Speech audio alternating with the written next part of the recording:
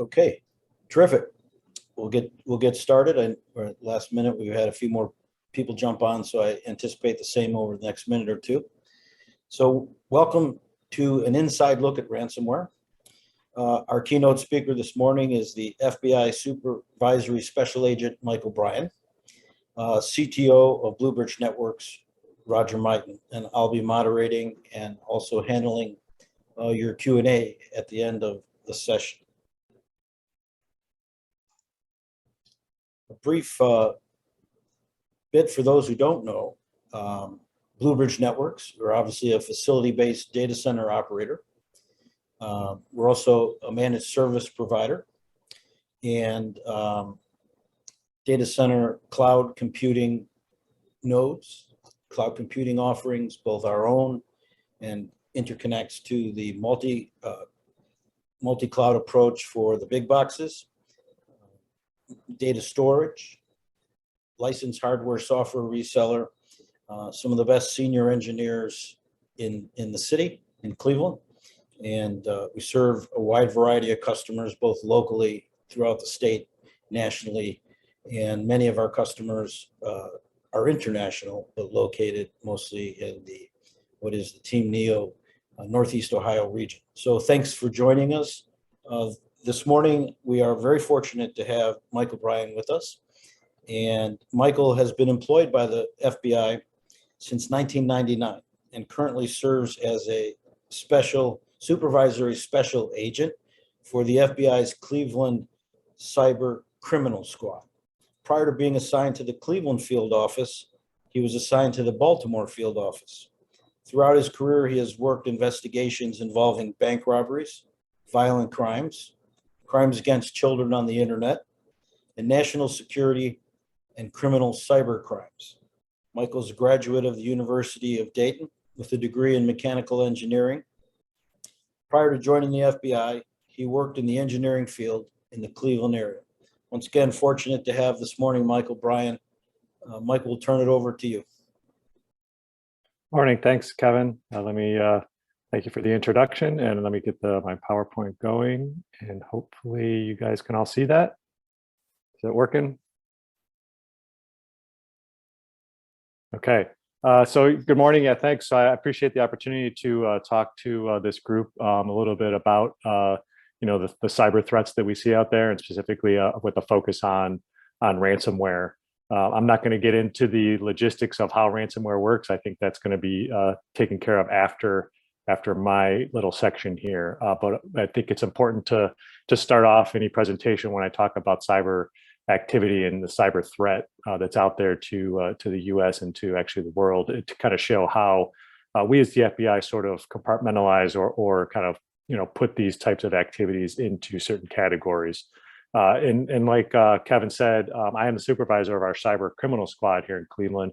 We're fortunate to have two full squads of agents, computer scientists, analysts, and others to support our mission to fight cybercrime.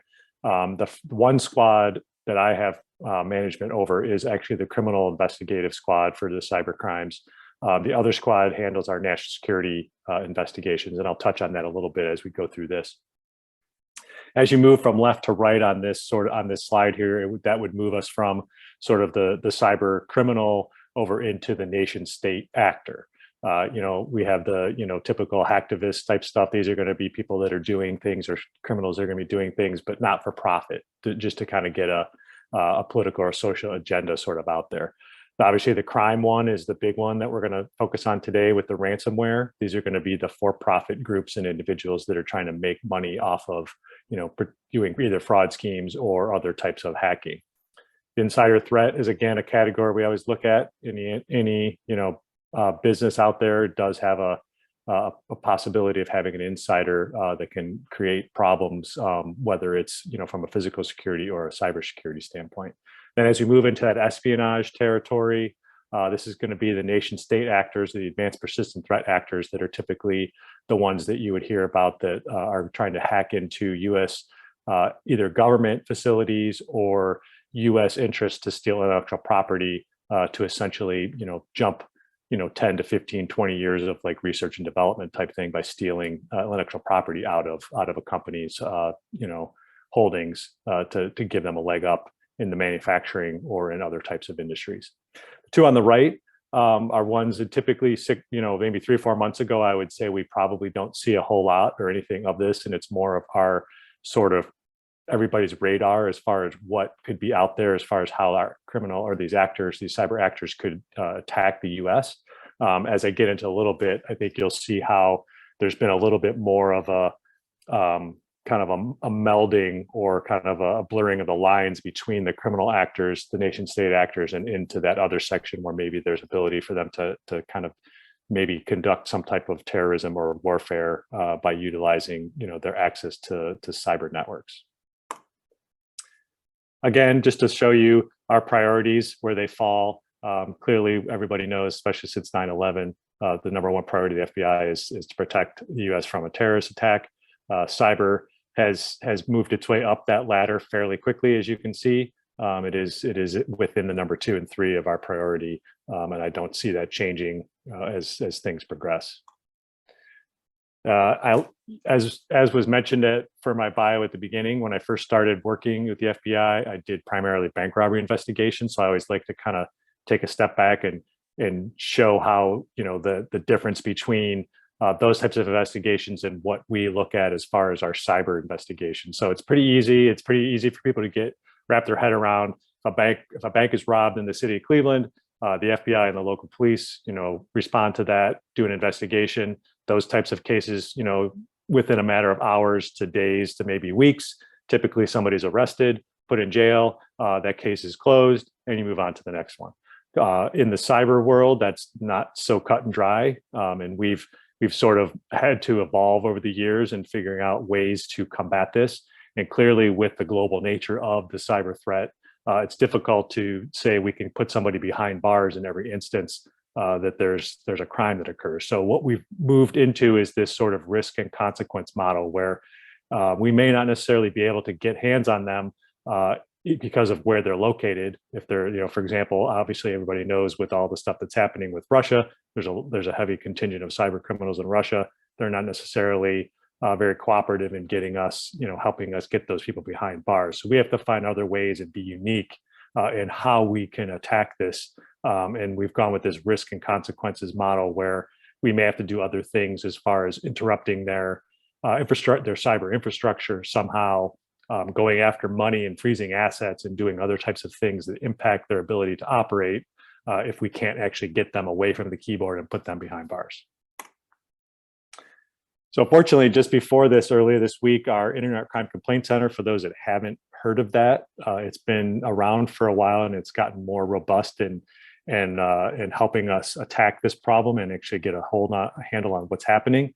So IC3, or Internet Crime Complaint Center, is a central clearinghouse that the FBI manages, where people can go out, their businesses, individuals can report cyber crimes through the ic3.gov portal, and we can do we have analysts that work full-time on ingesting this information and figuring out what it means and pushing out information to field offices to do investigations. But the nice part is they can pull some of this data set out and show us the impact that we're seeing across the US as far as the cyber crimes. So you can clearly see on this, there's been a large increase from data from 2017. The 2021 data was just released this week. So you can see this, we've gone from 1.4 billion in losses to the US economy, essentially between businesses and individuals reporting cyber crimes, up to almost 7 billion. So clearly that's a large increase. And again, one thing I'll say on this is reported information. This does not cover everything. So if somebody was a victim of this and didn't report it to IC3 or didn't report it to law enforcement via the FBI, so I would say these numbers are obviously could be higher than that. Again, just to show a snapshot of last year, $6.9 billion in victim losses in 2021. That's money that's lost out of the U.S. economy that's gone overseas to these cyber criminals in various manners. You can see the number of reports. We've got 2,300 plus complaints that come in daily. So clearly it's a ongoing and ever increasing issue.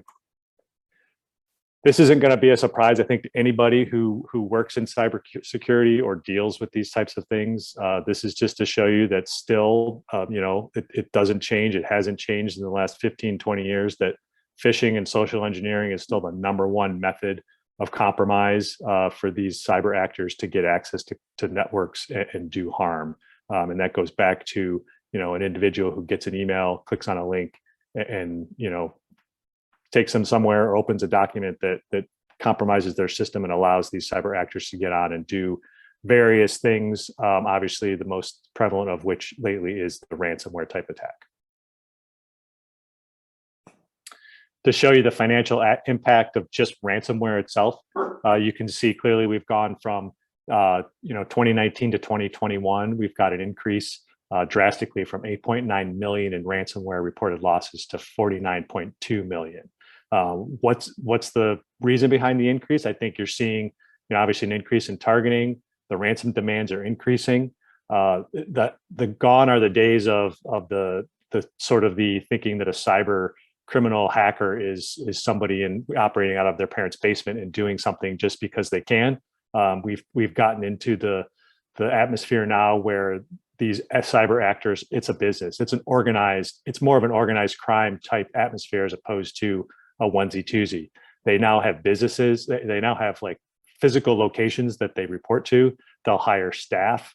They'll bring on people. They work, in an office environment and have different segments as far as what they're responsible for doing. You'll have a team they're the ones who create the malware, that are responsible for maybe doing reconnaissance on an organization before they go and hit it, then figure out how can we get in there. Then once they get in and get access to a corporate network, they might have another team that goes in and then pokes around the network to see where they are. And then they're going to have the team that delivers the ransom and encrypts the data. And then they're going to have a team that deals with the follow-on of that part as far as the negotiating with the victim to try to get them to pay the ransom demand. So as you can see, because they're getting so much money, they can increase their operations, increase their staffing, in hopes to facilitate additional victimization to again make more money. So it's definitely a money-making venture, and clearly you see that it's being successful. And I think it's only going to get worse because they have more resources to start throwing at it than we have resources to try to combat it.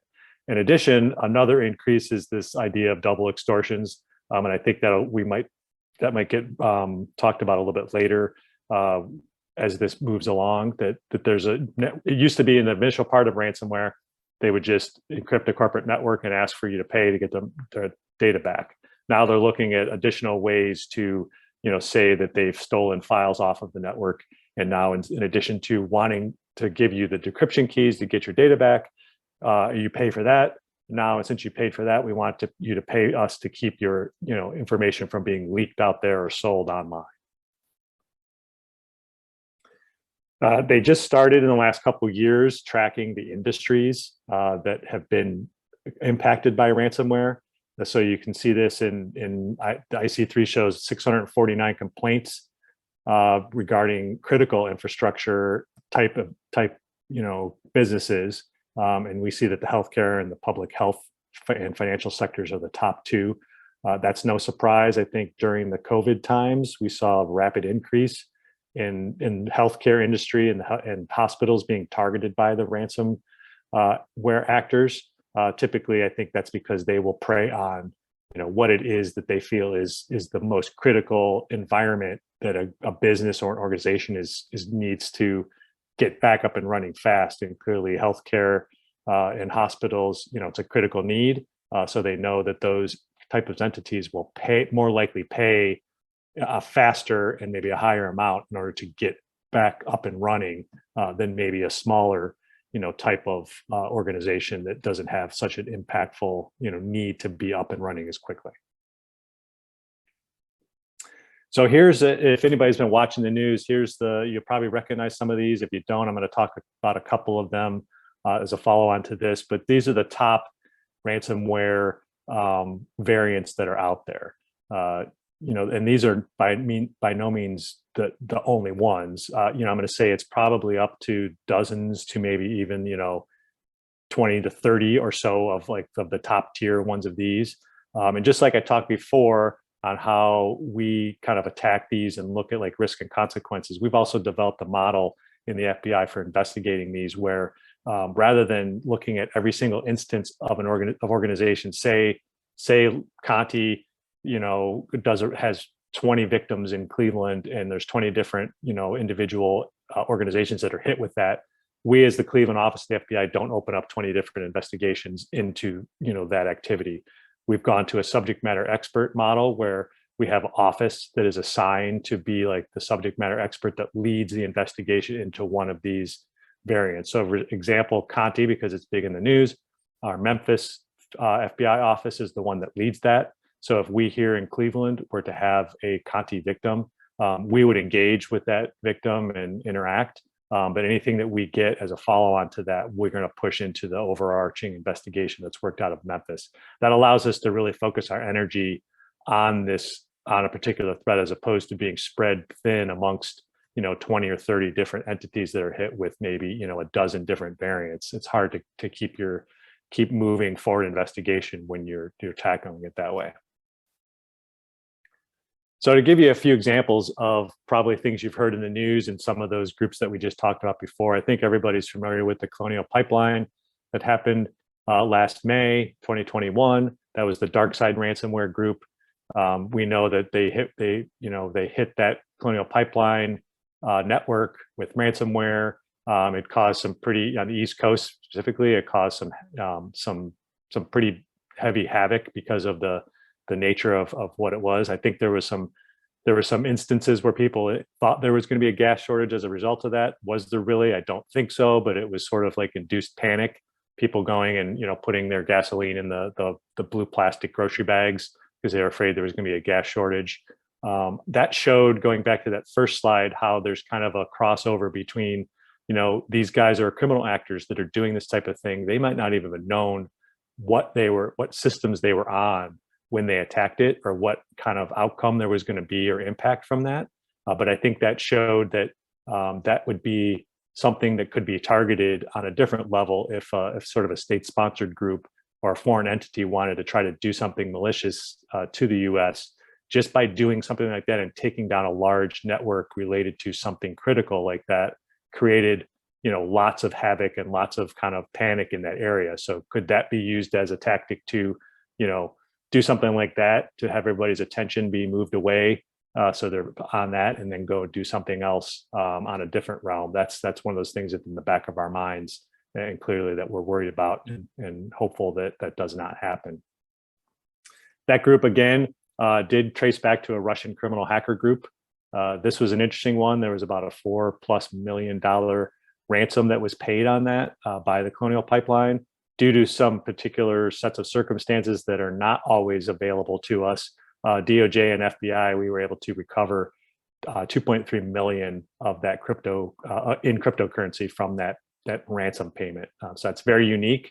Doesn't happen a lot, but that was a pretty big win. Again, risk and consequences, we were able to make an impact, at least by reducing the amount of money these criminals made on that particular instance. Back to that previous slide, the Revil or Sodinokibi group that was on there is one of the top in 2021. That was back in November. We did have the FBI did have success in having Ukrainian national charged and arrested, and actually ultimately then was extradited to the U.S. and is facing charges here in the U.S. There was also a Russian national that was charged in that particular instance. And we were able to seize over 6 million in assets that were traced back to that individual that were at proceeds from these types of ransomware payments. In addition, in February, the Russian FSB, which is sort of the equivalent to the FBI over in Russia, did arrest 2 members that they claimed were part of the Revil Sodinokibi group that also may have had ties to DarkSide. I'll just caveat this, that the timing of that, I don't think the Russians do anything that isn't calculated. The timing of that was just before the Ukrainian, the conflict that started occurring over there. So sometimes it's a little bit suspect to wonder if maybe the individuals that they did arrest were actually part of this group. But that was the claim that was made by the Russian FSB. Conti, that's the most prevalent one that we see right now. We know last year, since they've been around, there's been about at least 400 plus attacks worldwide that they've done with ransomware. And in fact, this was one of the first ones, right again in February, right before the Ukraine-Russia conflict. They came out publicly and said anybody who, because I think it was a group anonymous, came out and said that they would be willing to attack Russia from a cyber perspective. Conti came out and said anybody who attacks Russia, we'll go back and we will counterattack them. And so it was sort of the first like overt affiliation between one of these Russian criminal groups and the Russian government by their overt declaration that they would do this. Right after that, of course, then we had a pro-Ukrainian hacker that leaked a bunch of Conti chats online within like a day or two of that. And it included 13 months of private chats between this group and how they operate, how they're targeting individual and entities with the ransomware. That's been a treasure trove, of course. It was all in Russian. So, of course, we've got teams of people back at the FBI that are going through these and seeing where that can be helpful.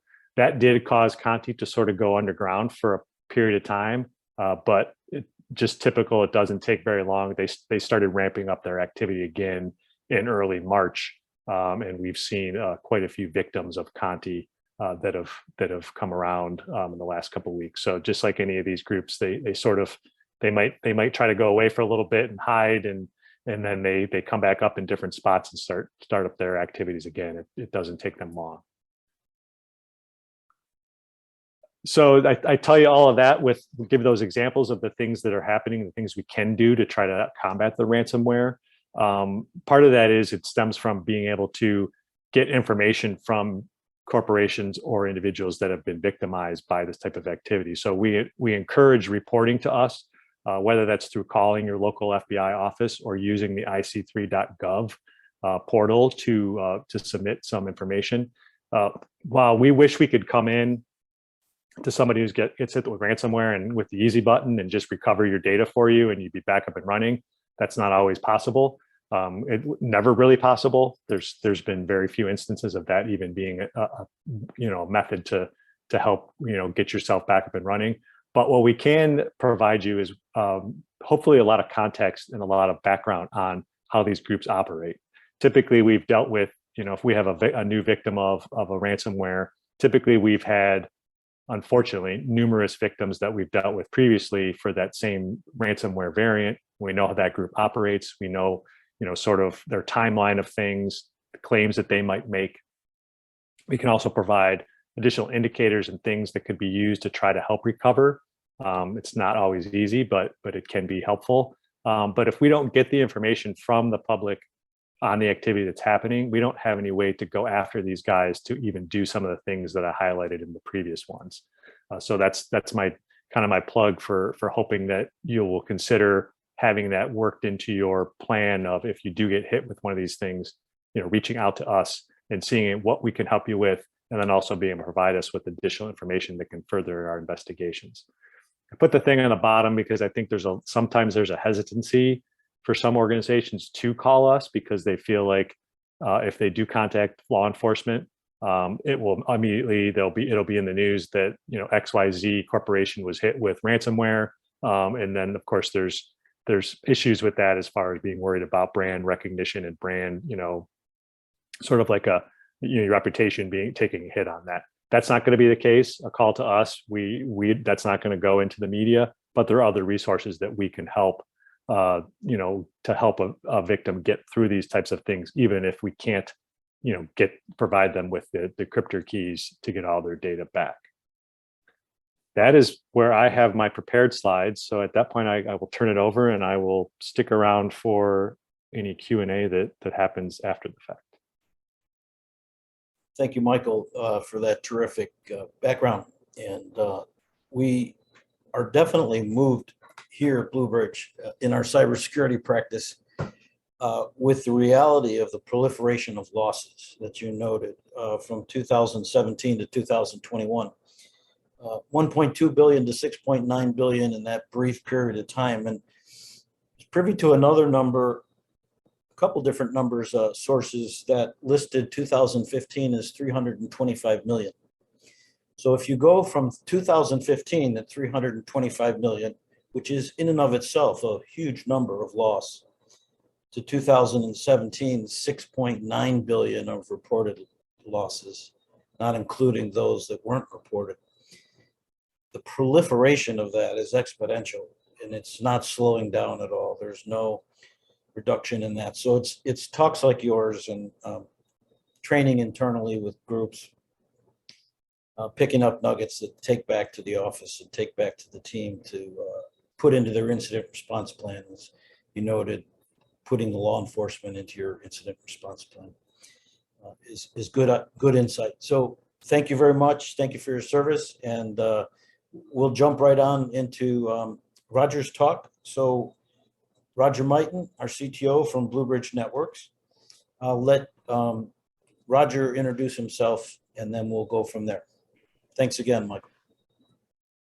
Thanks, Kevin. Oh, go ahead. By the way, Michael will stick around for Q&A.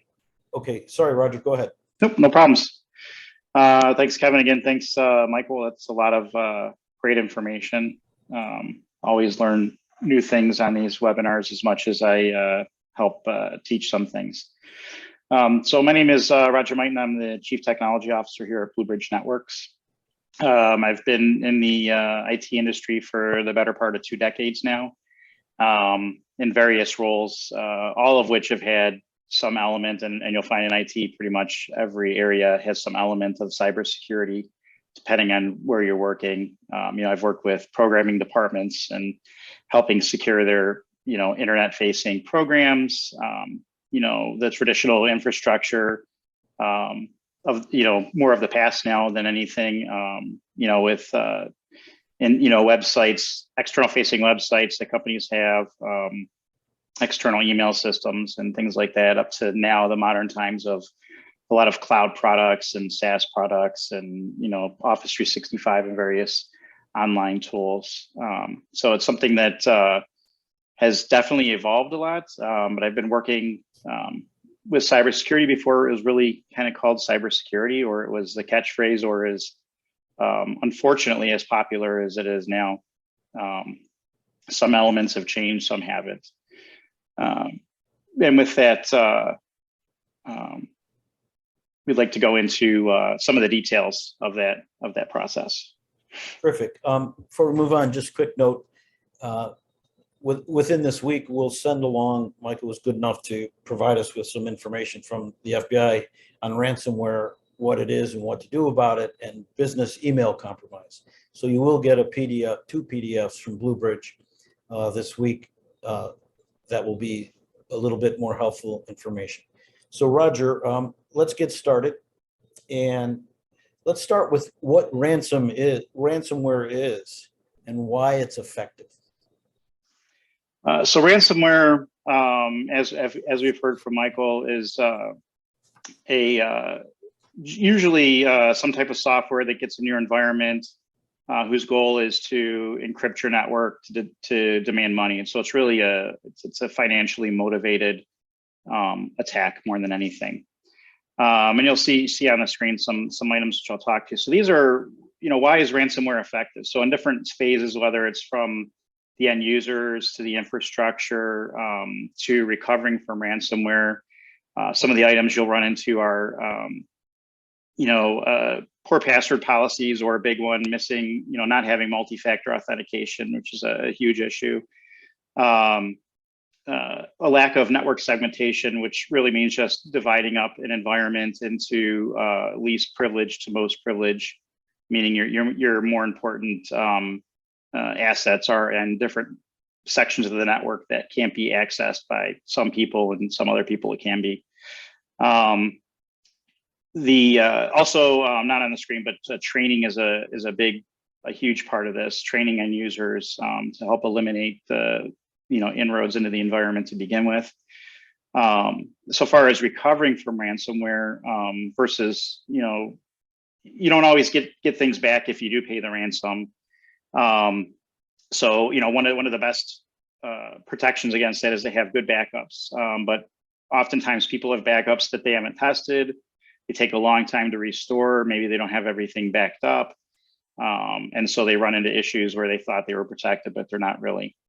And then coming along with that would be misconfigurations, you know, and like we've seen on the news, Amazon buckets that are left open with data sitting in them, or it allows people a way in to get to environments. And alert fatigue is also a big one on the monitoring side of detecting when something has happened, because if you're overwhelmed with alerts in your environment, you may not see one. You know, one may slip by that if you had caught it early enough might have stopped or reduced the you know, the attack of a ransomware.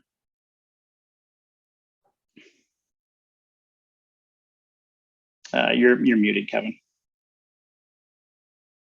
Thank you, Roger. In line with that, take us through the life cycle of a ransomware attack and maybe provide us with an example.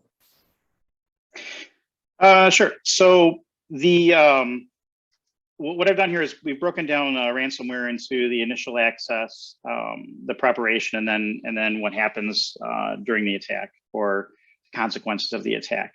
So during the initial access, usually it'll involve either some type of, there's a couple different ways in. Somebody will come in through some external facing web presence. As Michael showed on his slide, one of those big ones is remote desktop access systems. Or you might have, you know, some kind of a public portal or something like that that's tied back into internal systems and not properly segregated.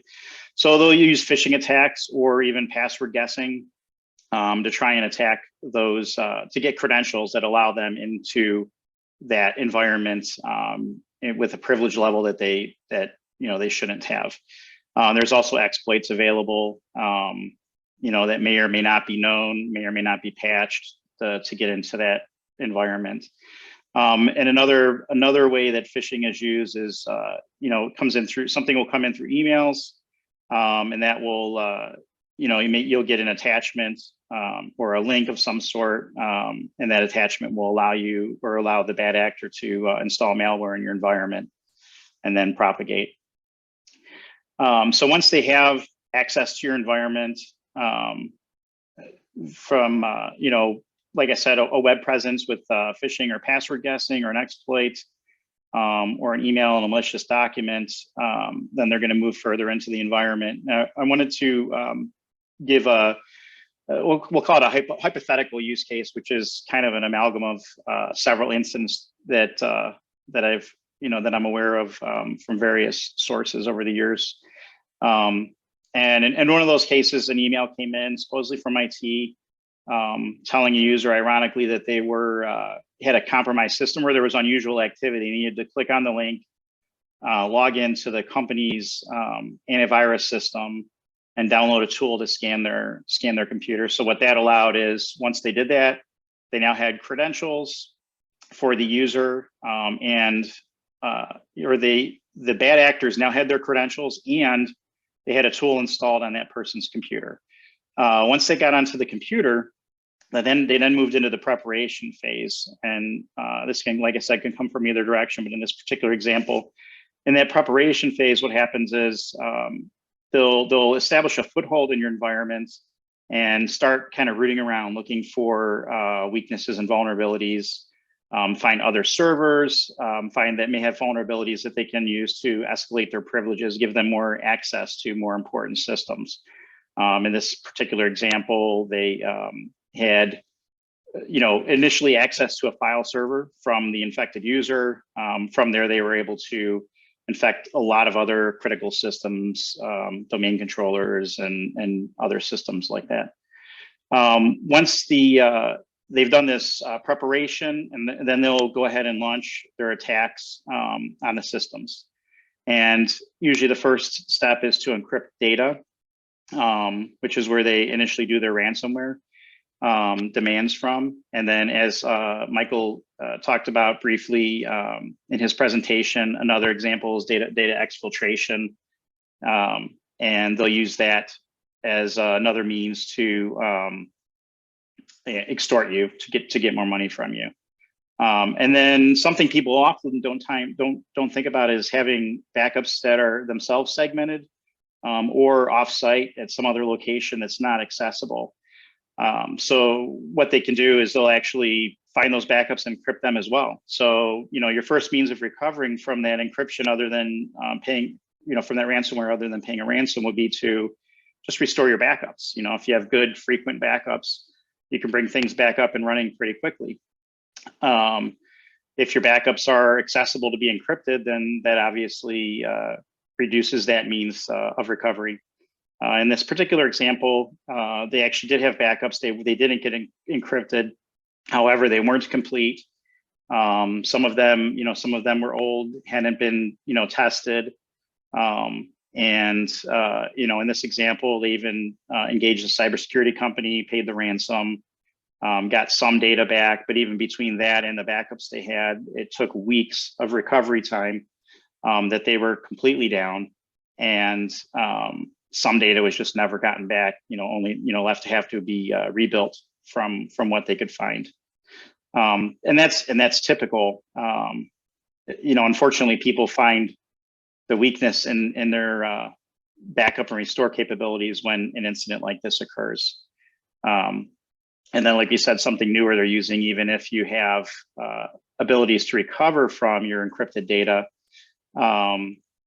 is that they also, maybe during or prior to encrypting that data, they'll exfiltrate that data, take that out of your environment. And then even if you bring your systems back online, they could still hold you for a ransom with the threat of releasing that data to the public. I mean, as we've seen recently with, Microsoft, for instance, a large company, they had a breach.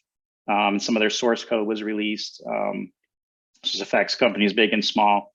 So, that's something to consider, even beyond just, your normal recovery.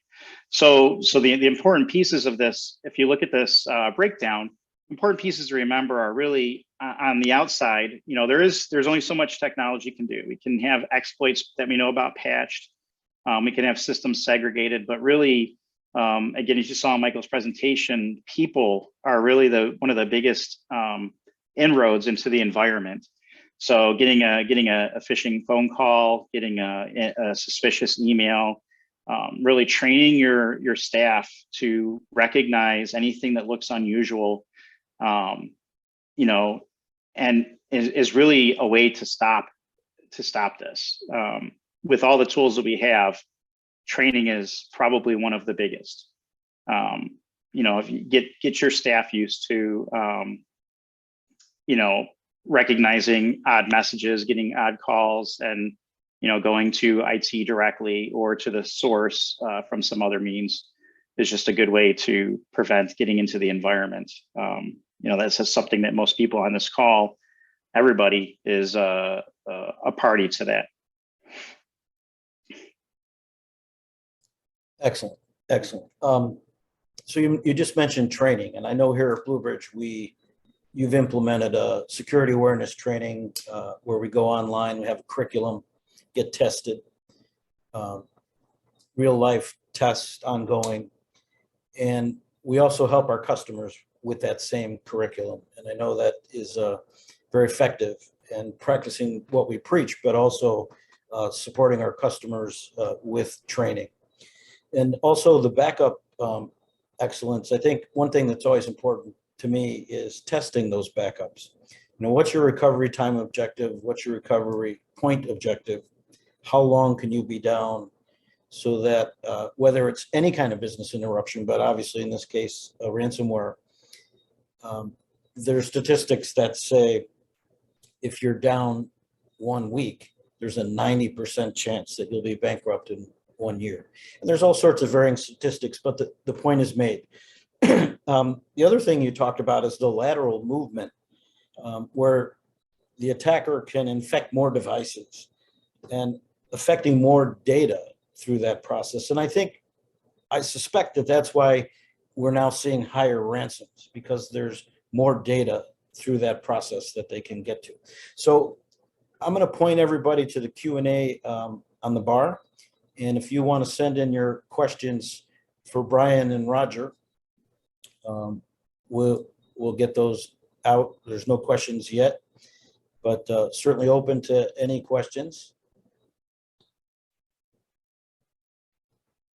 Okay, we'll give it a minute here, but in the meantime, we'll thank ahead both Brian and Roger and Steve for your help with navigating the Zoom this morning. Definitely covered a lot of good ground.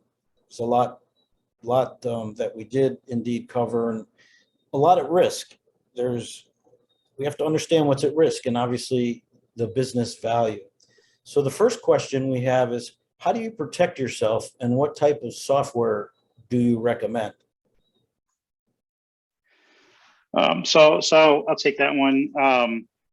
Like I mentioned, cybersecurity awareness training is a great way to help protect your environment. Like I said, people are the easiest way into an environment, or the most prevalent way that we see people gaining access to environments. So really working with cybersecurity awareness training, product that we use is KnowBe4. It's a pretty popular product that we know and provide help and assistance with installing and such. That lets you both, as Kevin mentioned, that lets you both set up a training program, but also testing. Everybody knows here that random things will come in, and some of them are tests, some of them are maybe something valid. So keeps everybody on their toes and aware, and makes them much more aware of the bad things that can happen. And on the other side, having a good backup regimen and a good offsite backups, or even segmented somewhere else on your network, using different credentials is vital to protect. You will need to have those good backups, but you need to protect those backups so that you have them in the event something like this occurs. Excellent. This is for Michael. Michael, it seems like a spy versus spy situation. If Microsoft can be breached, how can one stay current? Yeah, that's obviously the challenge that everybody faces, and I think that's showing the change in the sophistication of the actors, right? So I think the way we look at it, and when I go out and do these types of things, I sort of say there are the companies who have, or organizations who have had a cyber incident, and those that will. There's never going to be somebody that's going to be able to say they're never going to be impacted by this. Like we talked before, with the ability of these cyber adversaries to have large groups and sort of operate as an organization rather than individuals, you're never going to be able to stop this 100%. So even when you have security experts like in Microsoft and other organizations like the Kaseya that was hit last year, that was like a security solution for a network, that just shows the vulnerability to everybody. And that it's just really about reducing the impact when it does happen, and being prepared for it, as opposed to thinking you're going to be able to, eliminate it or never be impacted by it. And you have to kind of look at it that way. And I think back to Roger talking about, and we've talked about a couple times with the phishing emails and security awareness. It's really, you have the cyber risk, but I think you really have to manage that human risk. That is a huge factor in this, because that's where a lot of this stuff originates from, is just the human factor of the people behind the keyboards. And that's just the nature of the beast right now, is that it just highlights that these actors are going to get into your network if they want. If you have something they want, they're going to do it. Hopefully you can just be prepared for it at a certain degree. Excellent. We'll cover a couple more questions and get you on your way. What are the risks with cloud applications? For example, Dropbox. So I could take that on. Obviously, when it comes to a cloud application, a way I describe it is, something that's an on-premise application is kind of like, you're living in a house out in the country. Nobody around you. The chances of somebody coming along to try and break in are relatively small. When you move to a cloud application, it's like moving downtown into the most famous, important high rise that just opened but not paying for that doorman or something like that, right? Now there's basically neon lights saying, hey, there's a whole bunch of people here with a whole bunch of data, come attack us. So it's so important when you move things to cloud to ensure that you have all those extra layers of security, because your attack surface is much larger. There's advertise, just like they're advertising their services, the hackers see that advertising as, hey, let's go attack these targets. So taking advantage of all of the features that those cloud providers have, the security features is vital for that. Excellent. Are phishing emails of interest for reporting on IC3 or elsewhere? Should we do anything with them before deleting them? I would just say, based on that, the volume of phishing attempts, is it would be one. I think any organization would probably start to have some fatigue if they were to report every instance of getting a phishing email to us. In addition, we'd probably have fatigue in getting all of them. So I would probably say not every instance of a phishing email would be something that I would recommend reporting to IC3. Now, of course, if somebody did get a phishing email and they clicked on it and there was a compromise associated with it, even if eventually it was like really no loss, major loss or anything, that would be something that would be of interest, because you have a little bit of a different information on maybe, how, what the attack vector was, what was delivered onto the system. You may have malware that you could share with us as well. I would say of the phishing, if it's more of a spear phishing type thing, which would get into like it's very targeted, maybe an entity realizes that like maybe the executives, like the top 3 or 4 executives in the company, were sort of spear phished. That might be a little more interesting than a phishing attempt that went to hundreds to thousands of individuals. So I would say, I guess maybe I didn't answer the question completely, but not every instance. But I think if it's something that just seems a little bit more unique, then I would encourage that could be reported. Terrific, thank you. I'm going to tie 2 questions together here. From one attendee, I know you spoke of malicious actors interfacing in encrypting backups. Besides isolating your network, are there ways to prevent alteration of backups? And then from a second attendee, what can we do to protect our backups from being deleted by an attacker? Sure. So really, like I said, I know the question you asked other than, but a big portion of that really is keeping them segmented and protected. And we also recommend having a second copy somewhere. So maybe you have on-site backups and off-site backups, something along those lines. It's important to always have a few means of recovery. I like to have 3 ways to get back from any incident, from somebody deleting, a file to, to a system failure, to something like this. So maybe to also have multiple methods. So have backups, but if you run something in the cloud or on a SAN, take some snapshots there. Have multiple ways to recover, each with their own RTOs and RPOs, something that you well know and something that you test. Okay, this will be for Michael. Michael, any estimate on what percentage of attacks do not get reported? I've read various different things, and I don't think there's really any good way to get a handle on that, just because we don't know, right? We don't know what we don't know. But I would venture to guess that it's significantly higher than the numbers that we actually do get reported. I just don't have a number I can put on that. Okay, and lastly, we talk about Know Before, which yes, Bluebridge uses internally and offers to our customers. The question comes here. I know you use Know Before. What is the best way to educate users when their emails are exposed on the dark web? Or another way of asking, how does an institution, company, business find out what data may be on the dark web around some of their leaders personally, or maybe around the data of the business itself?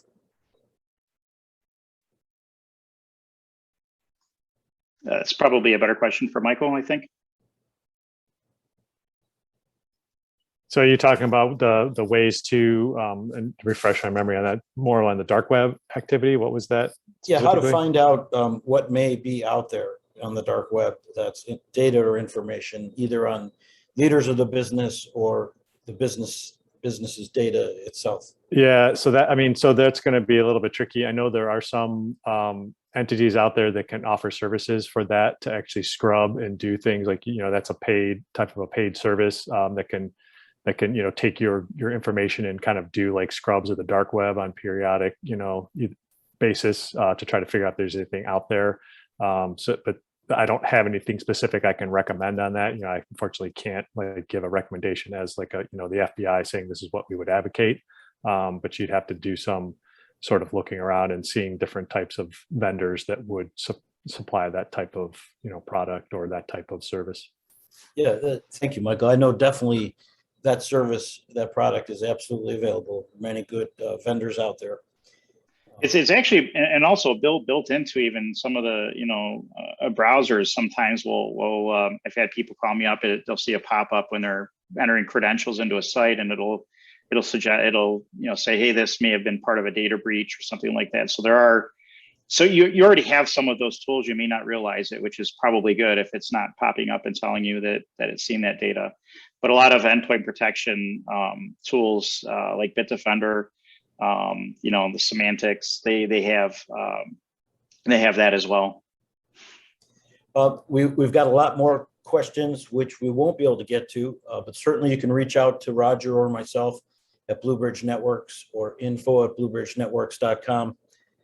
We appreciate your attendance. Hopefully you have brought something back to take to your teams and to your companies. I want to personally thank once again Michael and Roger for your expertise this morning. I want to be mindful of everybody's time, so we'll wrap it up and we'll see you on our next educational series, our next webinar within the next month or two. Thank you. Thank you. Thanks, everybody.